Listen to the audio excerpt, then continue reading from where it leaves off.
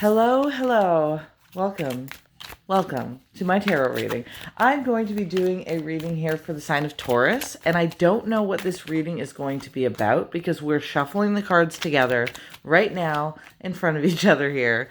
But it could be finances, it could be household, it could be love, it could be travel, or the new job that you're getting.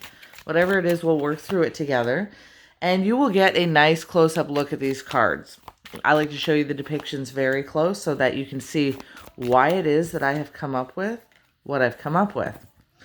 And that includes the understanding that when we interpret these cards, we're going to be viewing these from a Gnostic perspective and from the symbolic interpretations of Arthur Edward Waite. That's my vibe. By the way, my name's Lindsay. And sometimes in the middle of my tarot readings, I can break out into an accent or, start getting a little excited. So if you're okay with all of that, then welcome and we will get right into it. Okay, Tauruses. The first thing that I notice is we have the Lovers card here. In this particular deck, it's kind of wild. This is the last unicorn deck, by the way.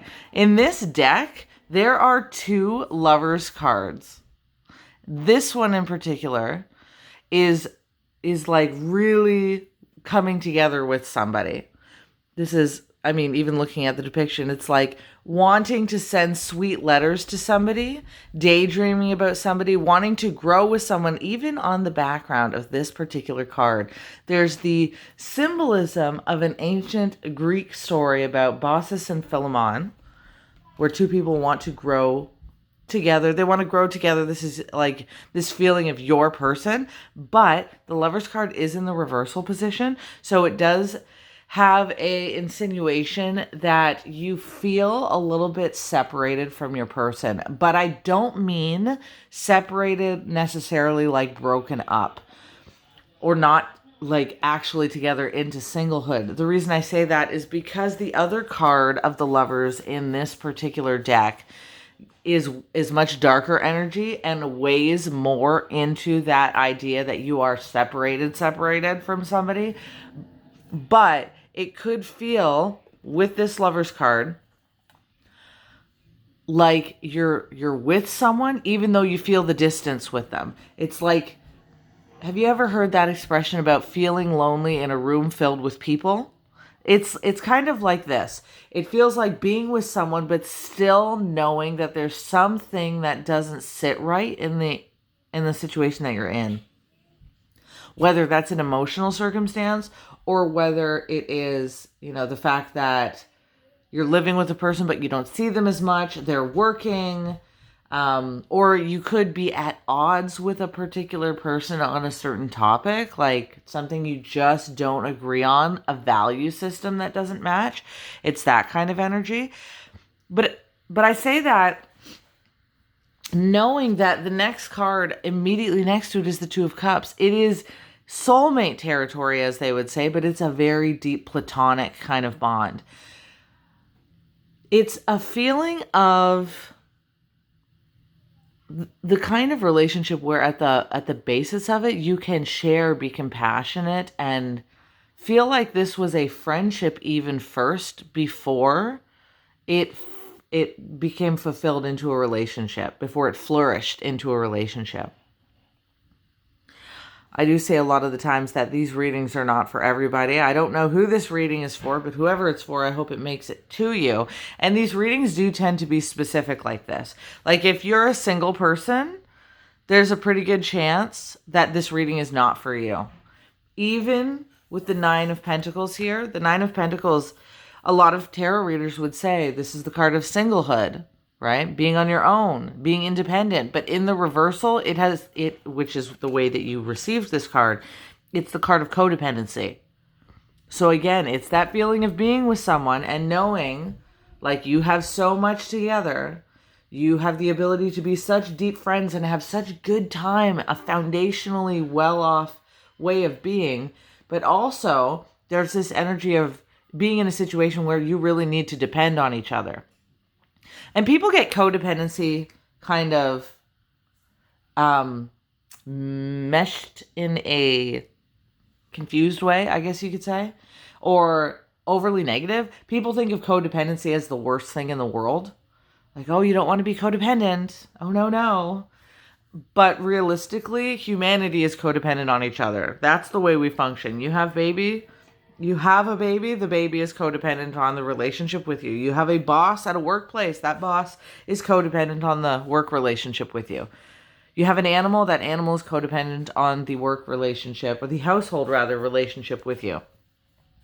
Codependency in a structured and efficient way is a good thing.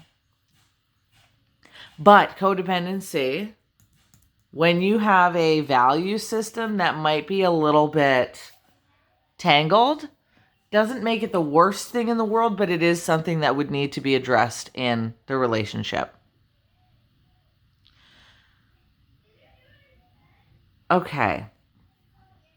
The next patterns that I see here is that the major arcana cards are showing up in the Emperor, the Hierophant, and the Sun. The Emperor card, I'm going to get some clarification on it because, of course, the Emperor card can come in when someone is trying to work really hard at organizing their household, what they consider the king of their castle, so to speak. Like, have you ever heard that expression? I'm the king of the castle. I'm not saying the next part. The next part's irrelevant. And you're the dirty rascal. That's not the case. But again, you become the king of your home, the king of your empire, and a person is trying to build something in their life, right? When they're trying to build their empire. And I say it like that because it's in the upright position. The thing with the Emperor is, though, is that whether it's in the upright position or in the reversal position, the Emperor has to remember that what they're building is not supposed to be for barren lands. And what do I mean by barren lands? In the Rider-Waite-Smith, I got the book right here in case y'all want to look at it because it's so pretty. In the Rider-Waite-Smith, Arthur Edward Waite way of interpreting tarot, if you were to look at the card of the Emperor and the card of the Empress, which sits right next to it, the Emperor's background is always barren, rocky, gloomy. Who wants to run an empire in life off of the kind of empire that you feel is not bringing you joy, but is bringing you some kind of emptiness that's not sufficiently going to last in the long run? And it's not like people intend for this to happen.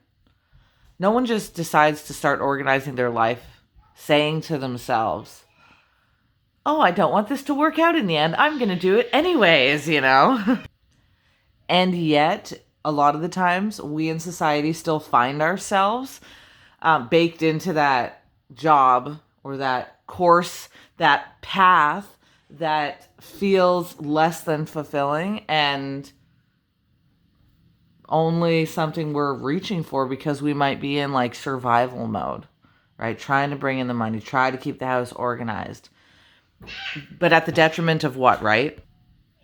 And reflecting on the Seven of Pentacles, the card of the path, especially in the reversal position, which is the way you received it, it can feel like the attempt at trying to bring a project to its fullness is falling short, which would, of course, take a situation that you're dealing with and cause tension between you and your partner once a lot of effort has been put into things like job or finances, maybe the effort of you trying to buy a new house or build something. When you set a project up or you have a certain value within the path that you're trying to achieve or the path that you and your partner are trying to achieve and it keeps kind of falling flat or falling halfway accomplished, things can get a little bit stressful. And in this case, the Ace of Wands is here in the reversal. It can dampen the passions between you and your person in the relationship. This to me genuinely seems like a reading of a couple, of two people together who might feel what's the word, overwhelmed and on burnout. There's a little bit of energy that feels like a little bit of burnout with this. Also, the energy that I think with the Sun card that's trying to pop in here in the reversal is that it's only a matter of time cyclically until things get a little bit more clear, until it doesn't feel so burnout. Because whether the Sun card is in the upright or in the reversal, it is one of the best omens, actually. Not a great omen, one of the best omens to get in the upright or the reversal in your reading, because it means it is only a matter of cyclical time until all of a sudden the answers start clearing and the way starts clearing. Even if the way, like the depiction shows on this card, even if the way rushes in like the waves of water that glide you to the shore of where you're going, clarity is on the way with this kind of energy.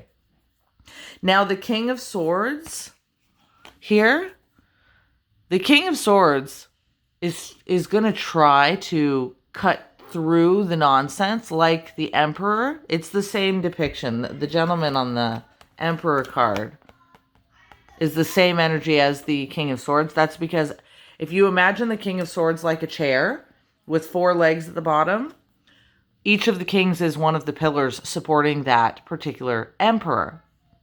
In fact, in order to have an empire, you have to have kingdoms beneath you, right? So in the area of logic and practicality, the King of Swords will try and take a situation with work, and they will try to intellectualize it a lot, or with their money, they'll really try to intellectualize it, which is good, but it does put them in a position sometimes of being really tunnel vision, like auto-focused on one thing, instead of the passion and the intimacy. They get very logical and practical, which can add a little bit more tension to the situation that's already feeling overwhelmed.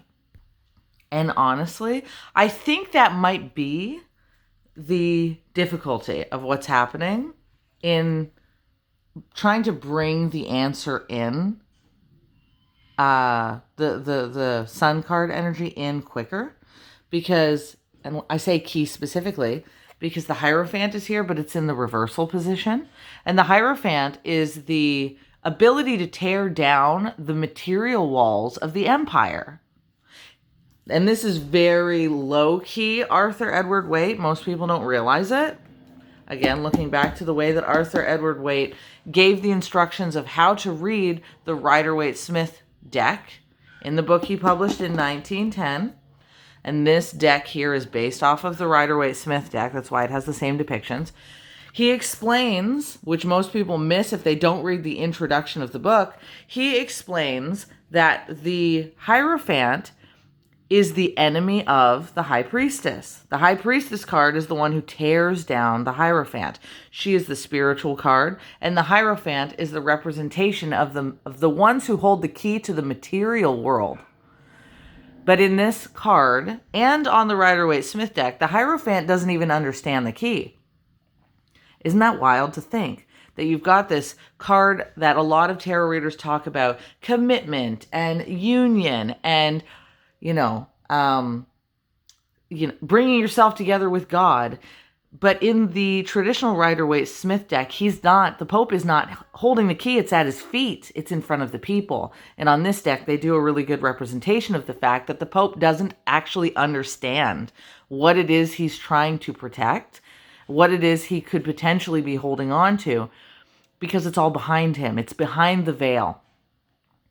The idea in Arthur Edward Waite's understanding of the possibility that the Hierophant is the enemy of the High Priestess comes from what he says in his introduction, is the reality that this tarot, the history of tarot, would be suitable to be read through the Gnostic lens of the group of people called the Albigensians. And the Albigensians, if you don't know, were a group of people who were crusaded against in the Middle Ages in around 1200 AD. The Catholic Church was like off with their head because they believed they were the original Christians, but they believed in the divine feminine. They believed the God of the Old Testament was not a character to be favored. And of course, the Catholic Church had a problem with that. In those traditions, the Pope was the mouthpiece of the emperor. He was the one propping up the emperor. In your reading, the way to digest that is to understand that the view of the material world, of the jobs that you are organizing, of the money of the house that you are organizing, is still it's still an illusion in the material world. It's still not at the heart of your spiritual selves between you and your other person. So when people get together and they put the material world on the front and center of their life because they're in survival mode, and again, within reason, that's how a lot of us operate, doing the bills, getting the money, getting the food. But when that becomes front and center, you miss the understanding of what the key to your happiness is, because there's too much focus on building up the material, too much King of Swords energy of practicality and being logical. I'm just going to shuffle a little bit more here just to get some more clarification. Oh, I got 2 cards. Exactly. See, Queen of Swords is now coming out. We got the King of Swords. We got the Queen of Swords. Also doubling down that you two are meant to be with each other. But that there's like over logic happening, I think. And it's wild because that's not to dismiss the reality that the King and Queen of Swords also massively always try to attempt to gain truth and clarity. They're the cards and the kings and the queens of the truth. It's just they do it from a logical perspective so much that they miss that sometimes to get to what you need, with the Sun card especially, you lead from your heart, and you have to take some time. This was the other card that I got, by the way. You have to take some time to make your decisions by feeling from your heart. Making your decisions not necessarily by always considering the material outcome. Easier said than done sometimes, but more rewarding when you do it. I want you to look at the 7 of Cups, okay? He's making a decision. He's trying to bring something into his world. He's crafting, right? He's got his hands like a magician in the air. It's like he's swirling a cauldron below him. He's trying to bring up the energies of life so that the thing that he wants magically appears. But he's doing it with his eyes closed. A person could say that this means that they are not able to see clearly. But in the alternative, sometimes you manifest things with the desire that is within you by closing your eyes and seeing with your heart. That is what I believe this card has come up for today, the 7 of Cups. I believe if you merge the 7 of Cups with the Hierophant and the Sun card and you look within, the answer will reveal itself by doing something that brings your goals, not necessarily because you see the path in front of you, but because you take a risk and you walk a path that you might not see the answer to, but you start the journey with each other anyways. It's like walking down a hallway at a new job and you don't know where the human resources building is, but you're in the cafeteria and you're going to have to walk down a hallway that you've never walked down. And you don't know how many left turns or right turns are at the end of the hallway, but you're going to have to walk anyways. And then eventually, as you walk farther down it, even though you couldn't see the path, the human resources office signs are going to start showing up. This is the same thing. This is a decision and a conversation that you need to have with your partner about how you can truly bring amounts of joy and fulfillment into your life that don't peg themselves necessarily on the material world as much as you have been, on the jobs and the money as much as you have been, and then choosing together, which could be difficult if you guys are both in the King and Queen of Swords logical energy, but choosing together to start a certain path. It doesn't have to be the whole thing. Just one hobby or one area of life or one day that you choose, a Sunday or something to have together. By choosing whatever it is that you guys are going to choose without knowing how it's going to work out and doing it anyways, so long as the thing that you are doing is going to be chosen as a thing that brings joy and lightness. Don't just choose, hey, we're going to, start a clockworking business because we want to make more money. I'm not talking about that. I'm like, if you guys want to make a clockworking business because you both love clocks, that's what you do. It's like that, right? It feels like there needs to be conversations that are had. Or if you're like, every Sunday, we're going to go together on a hike. It's like that. Doing things that both of you love to come together will help build the bonds between you guys because it feels like you're living with each other. but feeling separated, being lonely, even though you're surrounded by some people. It's like that.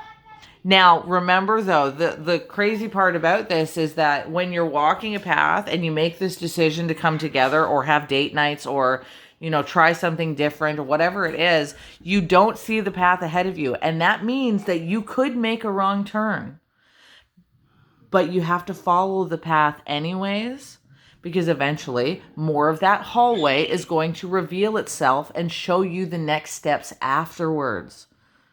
So that all of a sudden, if you do take 2 left turns down a little bit further down the hallway of this journey together, you might actually make a good right turn to not just, and here's the kicker to everything, guys.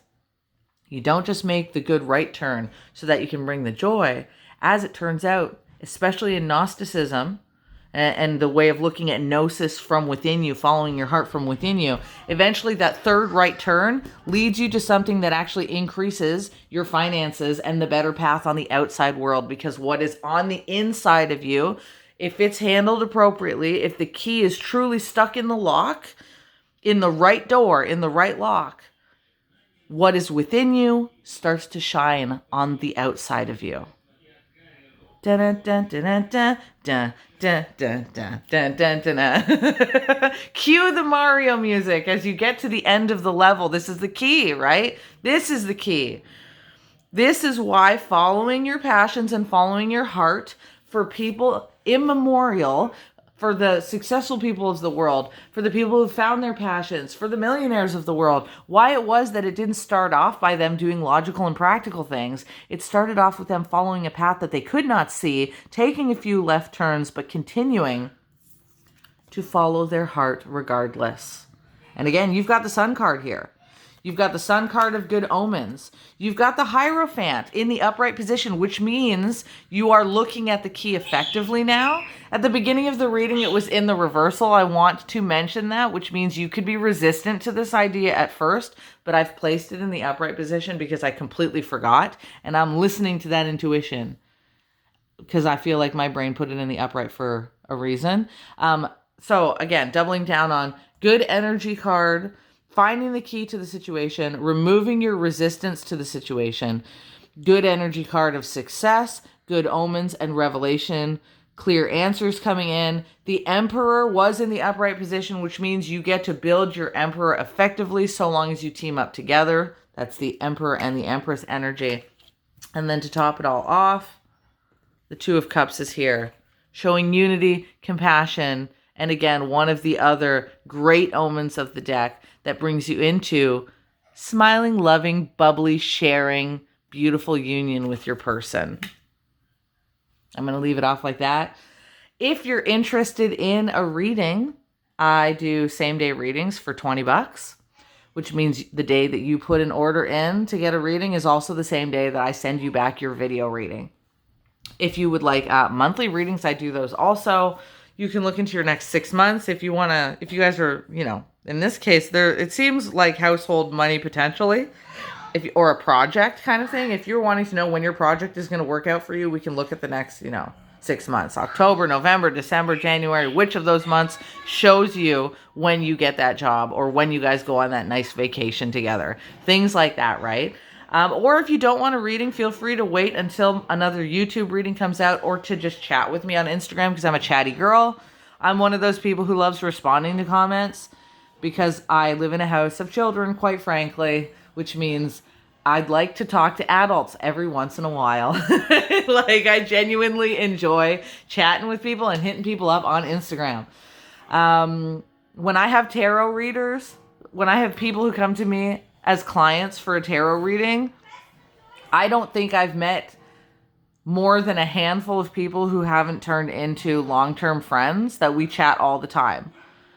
It's like, okay, we meet each other because of tarot. We gain an absolute relationship with each other in the long run in the best way where we can be our quirky selves because, guys, I'm a quirky girl too. I'll be quirky with you. Okay, thank you very much for that. I will talk to you guys later. Follow your heart, and I will see you next time. Ciao for now.